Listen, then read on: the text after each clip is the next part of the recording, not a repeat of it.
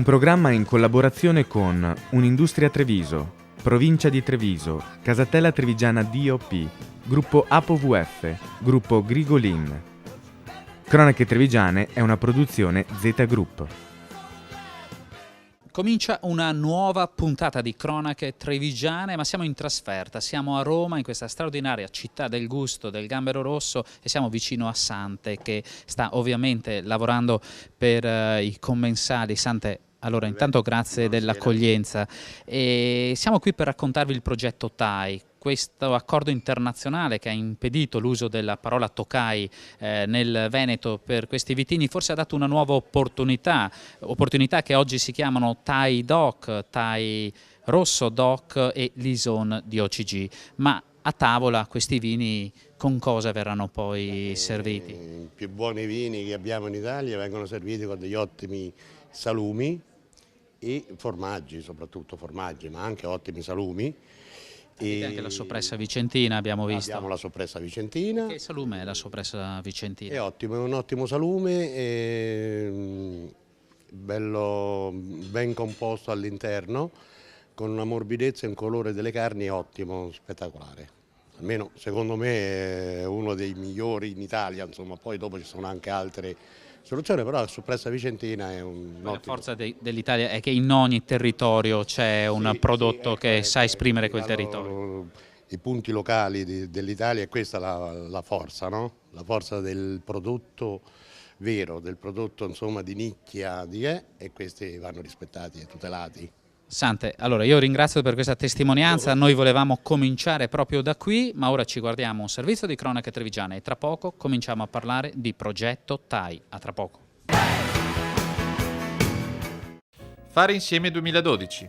Questo è l'impegno, questo è il nome del progetto con cui Un'Industria Treviso intende affrontare per i prossimi 12 mesi uno dei risvolti più critici della crisi economica, ovvero la disoccupazione. Un progetto articolato, mirato a diverse categorie di lavoratori e supportato da diversi strumenti. Ce ne fornisce una panoramica il presidente di Un'Industria Treviso, Alessandro Vardanega. Ci saranno molteplici attività con le quali faremo adeguata formazione e informazione per presentare le opportunità del lavoro nell'industria trevigiana. Ci sarà un lavoro importante nei confronti anche delle scuole, perché diventa importante anche e significativo il tema delle competenze e quindi dell'orientamento per avere un bagaglio formativo coerente rispetto alle esigenze delle industrie, e poi c'è tutto il tema della riqualificazione di chi possa aver perso il posto di lavoro per farlo rientrare immediatamente nel circuito lavorativo. I giovani tra i principali beneficiari di questa iniziativa dell'Associazione degli Industriali Trevigiani, il cui obiettivo è restituire un'immagine positiva della fabbrica come luogo di lavoro, orientando in tal senso la scelta dei futuri lavoratori.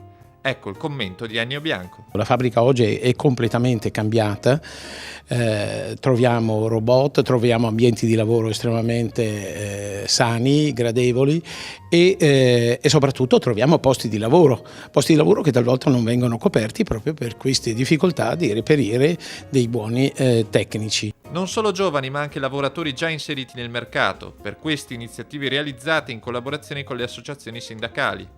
Dal progetto di welfare al centro di un convegno che si terrà il prossimo 7 novembre, alla formazione volta a riqualificare i lavoratori in mobilità. Ce ne parla il vicepresidente Zanchetta. Abbiamo attivato, sempre grazie all'attivazione congiunta con le organizzazioni sindacali di fondi impresa, così come facendo leva magari anche su altri tipi di fondi pubblici, dei corsi importanti mirati a riqualificare dei lavoratori, cioè a portarli ad apprendere, ad avere una qualificazione certificata nel ricoprire mestieri che viceversa oggi sono mancanti. Ed eccoci allora in questo studio ideale dedicato al progetto TAI. Siamo a Roma, in questa splendida location, qual è la città del gusto di Gambero Rosso, e per parlare di progetto e di TAI non potevamo non incontrare Giulia Barbui, consulente del Consorzio Vini Venezia, ed Andrea Monico, direttore del Consorzio Colli Iberici di Vicenza. Molto importante sottolineare questo perché sono i territori che esprimono ovviamente il progetto TAI. Dico bene, Giulia?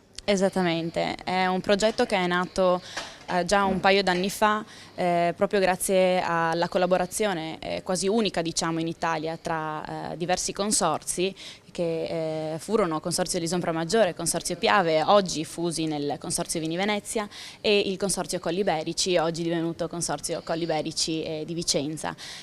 Questi territori in cui appunto il TAI, che un tempo veniva chiamato Tokai, viene Raccontiamolo allora, per un accordo internazionale questo non è stato più possibile, una difficoltà iniziale ma forse oggi un'opportunità per specificare che il TAI unico originale è quello che appartiene a questi territori. Sì, diciamo proprio che è così, nel senso che abbiamo dovuto trovare una soluzione alla perdita del nome Tokai. Nell'area del Lison Pramaggiore è stato dato il nome di Lison, che ricordiamo nel dicembre 2010, quindi quasi un anno fa, ha ottenuto la DOCG, per cui gli è stata riconosciuta la qualità ed è stato riconosciuto che è più importante avere qualità piuttosto che un nome. Dicevi Lison DOCG e poi TAI DOC, no? Molto importante. Esattamente, il TAI DOC perché TAI è il nome che invece è stato dato all'ex Tokai a livello regionale, e infatti nella zona del Trevigiano viene prodotto per l'appunto il TAI DOC, che è ancora un vino bianco di spicco, quindi dell'area di Treviso e Venezia, del nord-est Veneto, però abbiamo anche i nostri fratelli del TAI rosso. Il TAI rosso, e quindi andiamo a Colli Iberici per esprimere anche lì grande qualità. Sì, a noi il cambio del nome da Tokai a TAI ha fatto solo che bene, perché la partecipazione a questo progetto grazie alla Regione Veneto ci ha permesso, anzi ha permesso sia ai produttori che al Consorzio di investire con coraggio in questo vitigno, nella valorizzazione di questo vitigno che è rimasto un po' troppo locale nei tempi passati. Un vitigno che ha la stessa parentela del Cannonau sardo, della Grenache francese e della Garnaccia spagnola, e ha un vino, diciamo, sia da convivio che da pasto, in cui noi rappresenta la nostra storia da raccontare fuori dai nostri confini territoriali, e l'elemento, diciamo, portante del nostro marketing sia di Consorzio che anche della nostra azienda. Andrea, e poi avete deciso ovviamente per necessità quindi di far conoscere questo progetto, presentarlo a giornalisti, e una bella intuizione venire al Gambero Rosso qui a Roma, davvero una città del gusto, una location che si presta a questo. Sì, la location per le professionalità presenti e per la struttura è assolutamente ideale per presentare con semplicità, ma anche molta cognizione di causa ad un pubblico altrettanto professionale, perché i giornalisti presenti sono molto qualificati, le nostre identità produttive, il TAI bianco e il Lison e il TAI rosso dei Colli Iberici. Andrea, davvero ti ringrazio per questa testimonianza, grazie Giulia, ma tra poco nel corso della puntata ci sarà un sommelier, consulente ancora di Consorzio Vini Venezia, che andrà a specificarci cosa rappresentano per il nostro gusto, per il nostro palato, questi tre importanti vini, o meglio DOC e DOCG. A tra poco.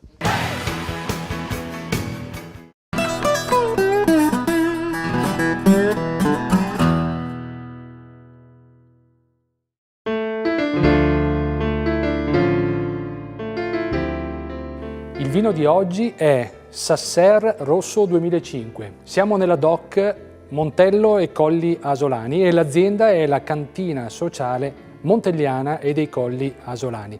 Siamo a Montebelluna, in provincia di Treviso, un'espressività importante del nostro territorio.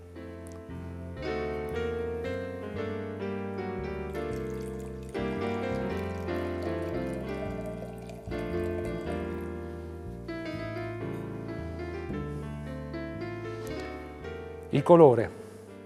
Il cuore è certamente rubino concentrato.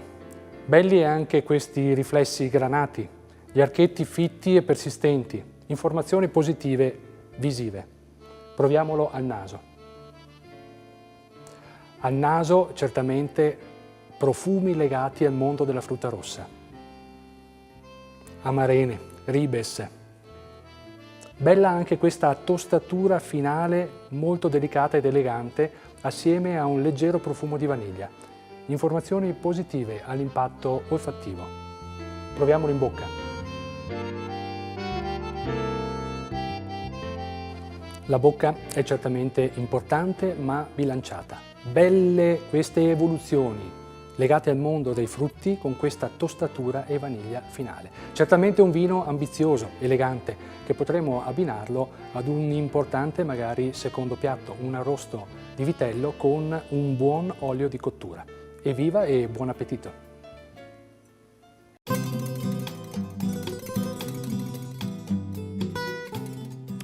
Oggi vi voglio presentare un vino dolce, prodotto da uve Raboso Passito. Siamo nell'area Piave ed è evidente che questa tecnica di appassimento ha una sua grande storia, legata anche all'amore alla terra. Il produttore è Giorgio Cecchetto. Il colore è impenetrabile, è un colore rosso rubino molto intenso, molto importante per quello che si è ricavato. Il valore degli archetti lo denota con questa presenza dell'alcol, con queste discese molto lente che chiaramente poi determinano la presenza degli zuccheri. Il naso è ricco, il naso è intenso, il naso è complesso di questi aromi secondari e terziari. Il naso ci prospetta tutta questa confettura di piccola frutta, ma nello stesso tempo anche questa frutta matura che ci porta alle ciliegie. Nello stesso tempo penso anche al mirtillo, ma nello stesso tempo penso anche al tamarindo. Viaggia in questi valori terziari della vaniglia, viaggia in questi valori terziari che ci portano alle spezie piccanti.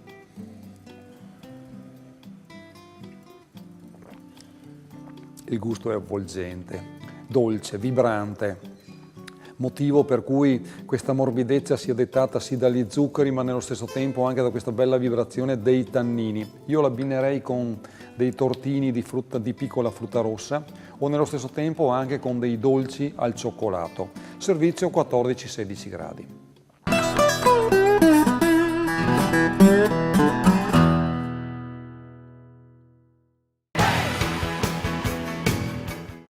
E dicevamo allora Gambero Rosso, città del gusto, qui a Roma, anche con Paolo Chinellato, ovviamente sommelier delegato AIS di Venezia, ma in questo caso in veste di consulente del Consorzio Vini Venezia, che tra poco, non subito Paolo, ci racconterà il Thai DOC, il Thai Rosso DOC e il Lison di OCG. A tra poco, quindi dopo questo break.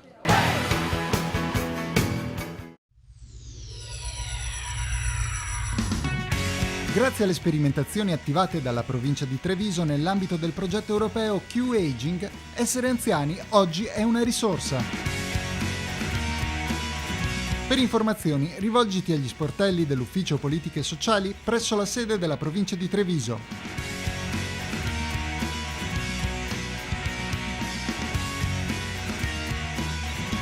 Q-Aging, 60 anni di qualità.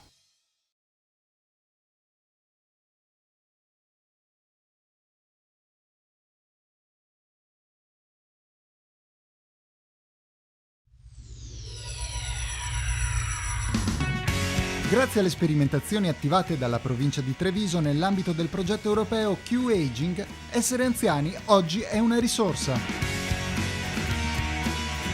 Per informazioni rivolgiti agli sportelli dell'Ufficio Politiche Sociali presso la sede della provincia di Treviso.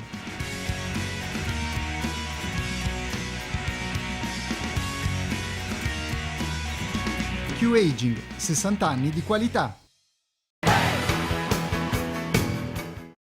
Eccoci quindi in questo studio ideale qui al Gambero Rosso a Roma, in questa città del gusto, una sala davvero bella, semplicemente bella, perché è accogliente, perché permette alle persone ovviamente di dialogare, di degustare e di comprendere questi vini. E siamo con Paolo Chinellato, consulente, come abbiamo già detto poc'anzi, del Consorzio Vini Venezia. Ho detto bene, Paolo? Ho fatto perfettamente. A me piace questa atmosfera che tu giustamente hai evidenziato, mi piace soprattutto perché a questo punto è stato il vino che si è raccontato, non è stata una forzatura la nostra. Abbiamo capito una cosa soprattutto di questo vino, che è un vino di carattere, è un vino che non passa inosservato, che ha le sue caratteristiche peculiari, non è un vino morbido, non è un vino tra virgolette tranquillo, è un vino con la sua propria identità. L'identità quale sarà?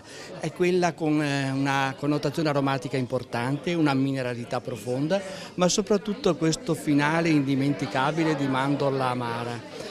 E probabilmente queste caratteristiche lo hanno collocato proprio in considerazione per ottenere quel riconoscimento a livello anche ministeriale della DOCG, che è sicuramente un'attestazione di importanza e soprattutto di qualità. Infatti l'Ison DOCG, questa area, microarea potremmo dire nel veneziano. Poi abbiamo l'Ison DOC e quindi sconfiniamo nella provincia di Treviso, nella zona del Piave, e il Tokai Rosso invece saliamo un po' nei colli iberici.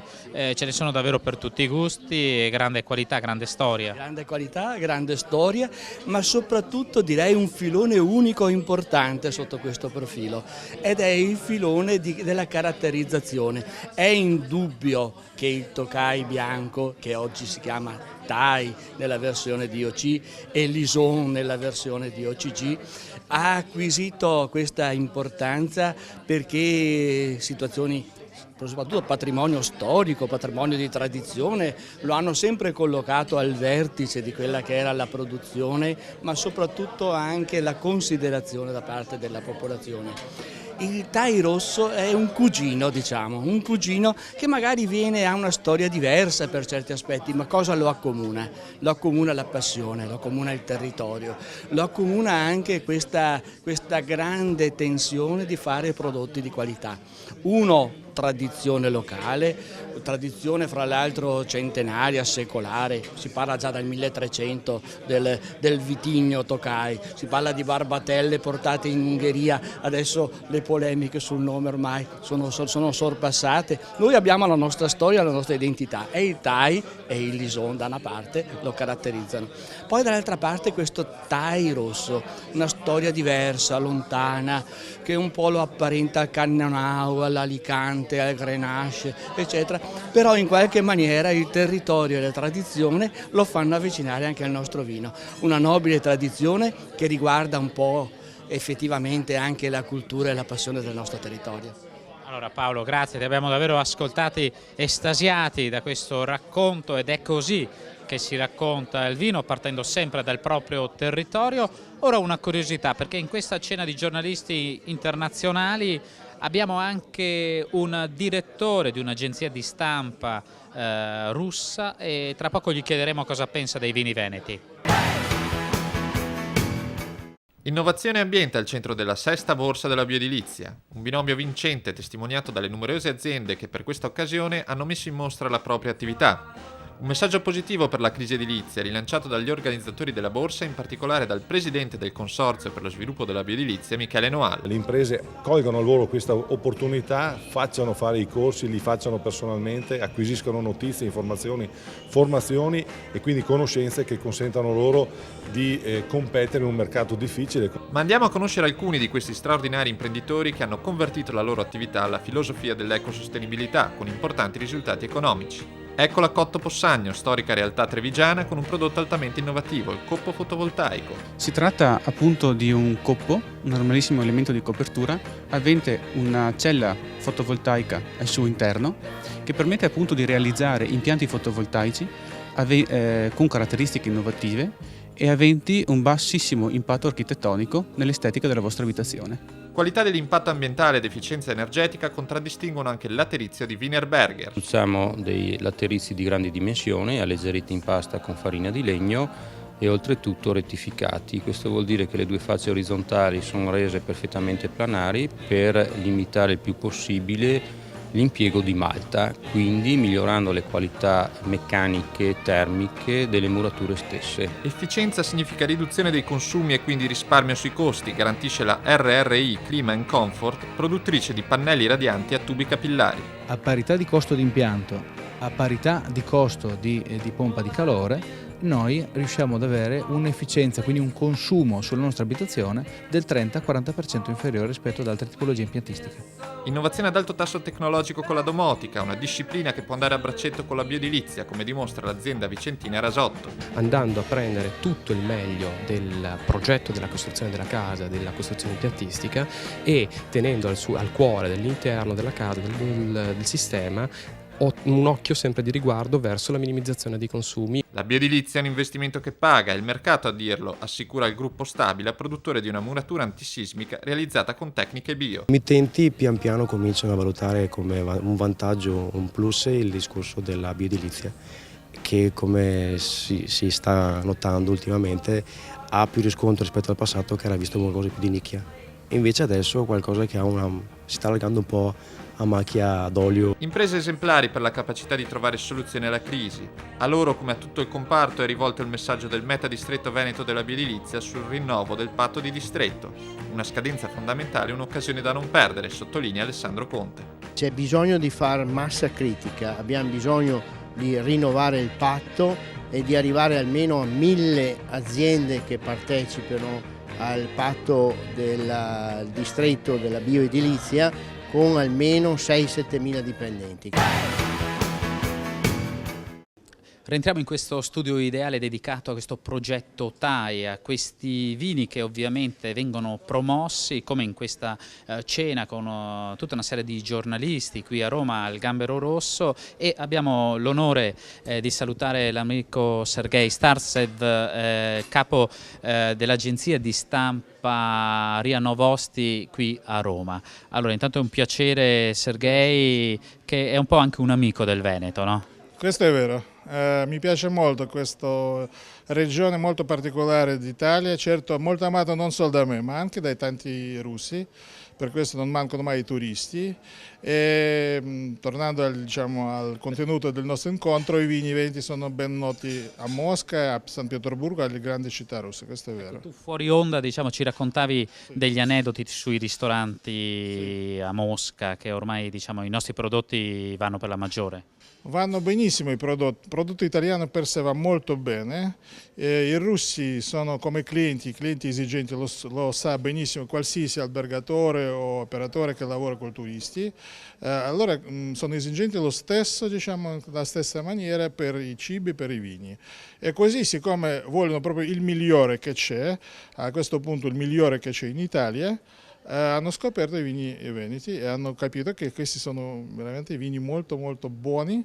Ti raccontavo, e posso anche dire un'altra volta, che se tu vai in qualsiasi ristorante italiano, e negli ultimi, se non sbaglio, 3 o 4 anni il numero degli ristoranti italiani è triplicato a Mosca, io parlo di Mosca perché sono di Mosca, ma comunque tu trovi sempre un vino veneto, questo senza dubbio, tu trovi, ma non un solo vino. Tu trovi certi vini veneti che hanno fatto già una fame tra quelli che conoscono, che vogliono sapere qualcosa. Io ti ringrazio davvero per questa testimonianza, grazie davvero Sergej, e buona degustazione allora a base di TAI DOC, TAI Rosso e Lison di OCG. Noi ci fermiamo qui, tra poco le conclusioni. Il caldo della lunga estate ha lasciato il passo al freddo dell'autunno, pronto a scaldarci però con un ricco programma di appuntamenti. Previsto per novembre, infatti, un fitto calendario di eventi da non perdere, eventi per tutti i gusti. A proposito di gusti, prosegue la 4ª edizione della rassegna Delizie d'autunno, curata dalle Pro Loco dell'Umpli Trevigiana, con la sua ricca agenda di appuntamenti dedicate alle specialità enogastronomiche del territorio. La rassegna propone alla fine di ottobre la 67esima Festa dei Marroni di Combay e la Festa della Zucca, in scena a Sernaglia della Battaglia dal 29 al 31 ottobre.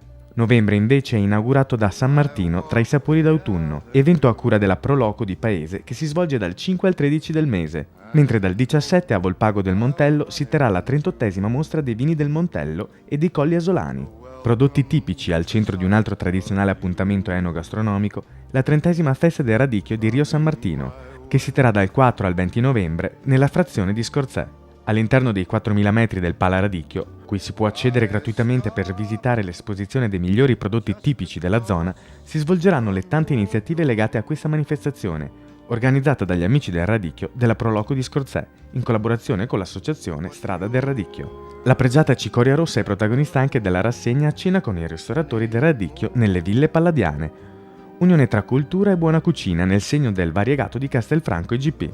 La rassegna inizia l'11 novembre con una cena in Villa Cornar della Regina, a Cavasagra di Vedelago, e segue ogni settimana in una sede diversa lungo la Castellana, il 18 a Villa Emo, il 25 a Camarcello, il 2 dicembre a Villa Barbaro. Infine non si può dimenticare un importante appuntamento fuori provincia, ma che ogni anno coinvolge tantissimi trevigiani, sia tra gli espositori e il pubblico. Stiamo parlando della Fiera Cavalli, da oltre un secolo il punto di riferimento nel panorama equestre mondiale, che si terrà a Verona dal 3 al 6 novembre. Rientriamo allora in questo studio ideale, ancora a Roma, Città del Gusto, Gambero Rosso, per questo progetto TAI, una degustazione che ha coinvolto molti ospiti, sia della stampa straniera ma anche della comunicazione più in generale. Abbiamo anche due amiche che vengono dalla Germania ma che sono qui in Italia da qualche anno, Laura. Piacere, e Costanza, ciao anche a te Costanza. Allora, ovviamente ci chiediamo come poi all'estero vengono percepiti i vini italiani. Comunque credo che a tutti i tedeschi piace molto il vino italiano, e anzi tutta la cucina italiana abbinata, e credo che comunque almeno i miei amici lo bevono. Lo bevono, lo degustano, sei d'accordo Costanza? Sono d'accordo, sono molto d'accordo, ma sono più conosciuti i vini della Toscana, sempre ancora i vini della Toscana, che questi tipo che assaggiamo stasera, il Tokai, perché il Tokai o il Thai come si chiama adesso, cioè non è che si trova tanto sui menù, si trova il Tokai ma non si sa che non è il Thai, e poi il Tokai è un vino che non è molto gettato alla fine. E questo per dire che ha molte potenzialità di sviluppo ancora? Sicuramente, io dopo questa sera penso proprio di sì, penso che il Thai dovrebbe essere promosso ancora molto di più per far capire che è il Tokai che abbiamo bevuto prima e che sicuramente ha dei elementi che si possono sviluppare per il mercato tedesco. E a te Laura il Thai ti ha convinto? Io conoscevo il Tokai e ovviamente mi ha cioè, il nome all'inizio mi ha fatto confondere molto, non sapevo dove metterlo, forse non avrei mai collegato con il nord dell'Italia. Mi ha molto sorpreso, mi è molto piaciuto e credo che comunque dovrebbe esserci qualcosa che lo promuove più anche all'estero. Una spinta maggiore quindi oltre confini italiani. Beh, noi vi ringraziamo sia per gli stimoli dati, per la testimonianza, grazie Laura, grazie Costanza. Cronache Trevigiane è giunta alla sua conclusione, speriamo di avervi interessato a questo Thai Doc, Thai Rosso Doc e Lison di OCG. Ci fermiamo qui, Cronache Trevigiane come sempre tornerà la prossima settimana, stessa televisione, stesso orario.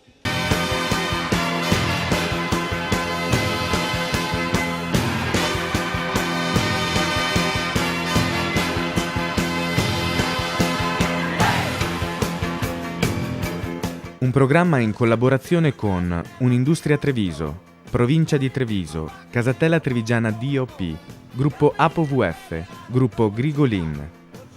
Cronache Trevigiane è una produzione Z Group.